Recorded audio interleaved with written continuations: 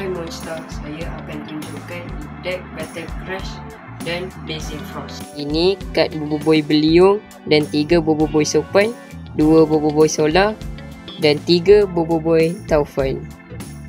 Saya menggunakan Boboiboy Sopan Battle Crash untuk masukkan semua kad di tangan pihak lawan kembali ke deck. Kemudian saya menggunakan Boboiboy Sopan dan Boboiboy Sopan Battle Crash untuk elak daripada pihak lawan sebanyak 3 kali. Ini kad Mecha Genta dan Boboiboy Genta. Ia mempunyai 2 Boboiboy Gempa dan 1 Halilintar. Mecha Genta ni memang wajib dalam deck kerana HP yang banyak dan attack yang kuat. Disebabkan Boboiboy Gempa dan Halilintar terlalu sikit, jadi saya pilih Panglima Yanari dan Gopal dan Kuali untuk pilih satu kad dari deck dan letakkan di tangan. Ini Chachix. Saya menggunakan Chachix apabila pihak lawan mempunyai 3 atau 4 kad di zon menang.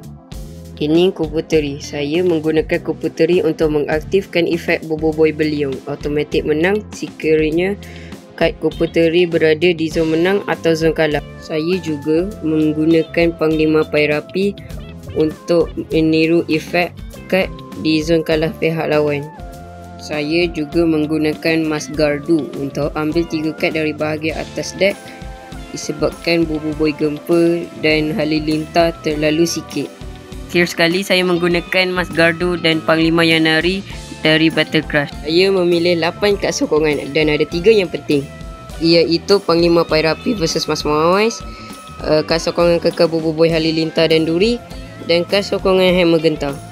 Dan ini 5 kad yang tidak penting. Semuanya 30 kad.